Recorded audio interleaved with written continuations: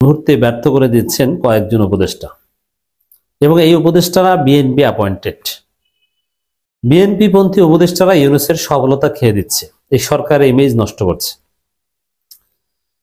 এক একটা আকাম ঘটাচ্ছেন অর্থ উপদেষ্টা মির্জা ফখরুলের বন্ধু, আবার ওয়াহিদুজ্জামান এও মির্জা ফখরুলের বন্ধু প্লাস ডাইপার উপদেষ্টা বলা হয়, মানে ডাইপার পরে নাকি অফিসে যান, প্রস্রাব ধরে রাখতে পারেন না।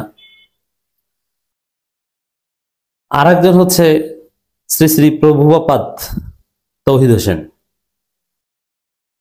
পররাষ্ট্র উপদেষ্টা। এই তিনজন ব্যক্তি মেনলি সরকারের অর্জন খেয়ে দিচ্ছে, আর প্রেস সচিবরা সরকারের অর্জন প্রচার করছে। এমনকি এই বিএনপিপন্থী উপদেষ্টারা এতটাই বিধ্বংসী আচরণ করছে, সুষ্ঠু নির্বাচনের ইনস্ট্রুমেন্ট কিনতে বাধা দিচ্ছে যে এটা কেনার দরকার নাই, অথচ এটা সুষ্ঠু নির্বাচনের জন্য ওয়াজিব। যেমন সিসি ক্যামেরা, সালাউদ্দিন আহমেদ, ওয়াহিদুজ্জামান এরা সিসি ক্যামেরা কেনা চান না, আর সরকার এটা কিনতে হবে, এটা মাস্ট। নাহলে কি চুরি করবেন ক্যামেরা ছাড়া? আর চুরি করলে ক্যামেরা ধরা পড়বে, এটা তো স্পষ্ট বোঝাই যায় যে কি কারণ কি করছে। তো দর্শক, পররাষ্ট্র উপদেষ্টা এরকম একজন ব্যক্তি,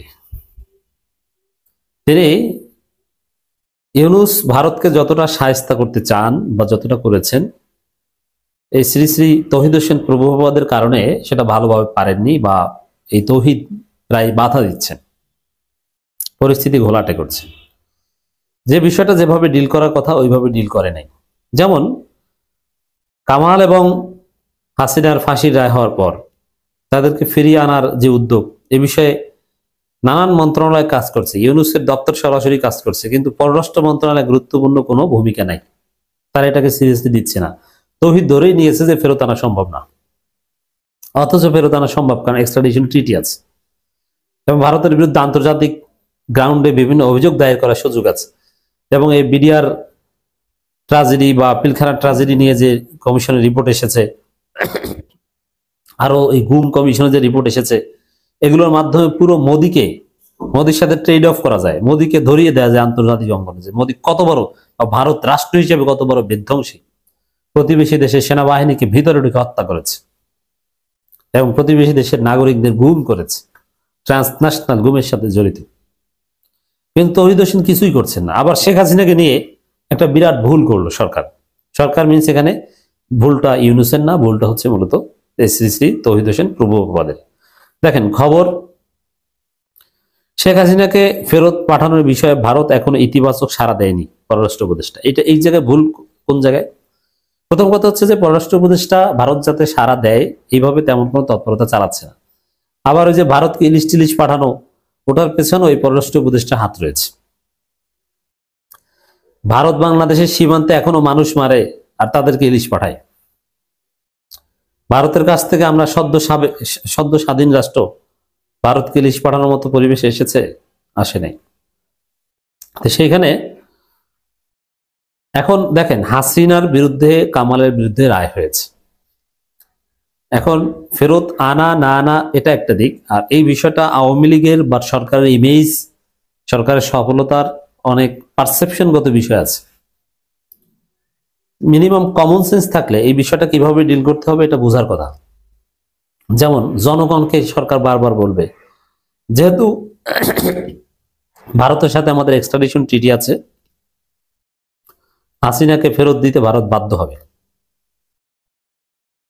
আমরা বাধ্য করব, আমরা চেষ্টা করব শেষ মুহূর্ত পর্যন্ত, আমরা আন্তর্জাতিক অঙ্গনে যাব, আমরা আইসিটিতে যাব, আমরা জাতিসংঘে যাব, এগুলো বলবে। এবং প্রেস সচিব কিভাবে বলছে দেখেন না, সরকারের আসল লোক হচ্ছে প্রেস সচিব শফিকুল আলম, সরকারের ইমেজ, সরকারের সফলতা প্রচার করবে, এটাই তো তার কাজ। সরকারের মন্ত্রী তো এটাই করবে, আর সমালোচনা করব আমরা। তো সেখানে প্রেস সচিব যেখানে বলেছেন যে কামালকে দিয়ে, আসাদুজ্জামান খান কামালকে দিয়ে প্রত্যার্পণ শুরু হবে এবং হাসিনাকেও ফেরত আনতে পারবো আমরা বিশ্বাস করি, এই যে কথাগুলো, এই কথাগুলোই তো হাসিনা এবং কামালের হায়াত ওই ভারতে বসে কমে যাচ্ছে। সরকার তৌহিদ হোসেন এরা যদি বলে এরকম আমরা ফেরত আনবই, দিতে হবে, কোনো অপশন নাই, অবশ্যই দিতে হবে, এভাবে বললে তো ওরা ওইখানে বসে ভয় পায়। প্রেস সচিবের তৎপরতা বা এদের বক্তব্য টক্তব্য বা সরকার আরো বিভিন্ন মন্ত্রণালয়ের চেষ্টা, ইউনূসের হুঙ্কার গর্জন, এতে ভয় পেয়ে কামাল অলরেডি পালিয়েছে। কামাল বাসা পাল্টিয়েছে। কামাল এখন কারোর সাথে কথা বলে না।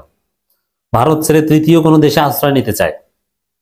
এখন তৃতীয় দেশ, যে সব দেশে মৃত্যুদণ্ড নাই, ওইসব দেশে আবার ইউরোপ, ওইসব দেশে আবার আশ্রয় যাওয়াটা কঠিন। দর্শক, এই জায়গায় পররাষ্ট্র উপদেষ্টা বলেছেন শেখ হাসিনাকে ফেরত পাঠানোর বিষয়ে ভারত এখন ইতিবাচক সাড়া দেয়নি। মানে মিউ মিউ, বিড়ালের মতো মিউ মিউ করে, ভারত সাড়া দেয়নি। মানে আজিব, যে ধরে নিয়েছেন যে এটা দিবে না, চোরের মতো কথা বলছেন। কেন ভাই এটা এভাবে আপনি জোরালো ভাবে বলেন? এটা তো বাংলাদেশের রাজনীতি পারসেপশন, আওয়ামী লীগের মনোবল তো ভেঙে দেয় আপনার কথার ধরন থেকে। আপনি যদি বলেন যে হাসিনাকে ফেরত দিতেই হবে, হাসিনার ফাঁসি হবে, হাসিনার ফাঁসি দিব আমরা, বাংলাদেশের রায় কার্যকর হবে, যেমন শেখ মুজিবের খুনিদের, আমরা যাদেরকে বিপ্লবী বলি, কানাডা এবং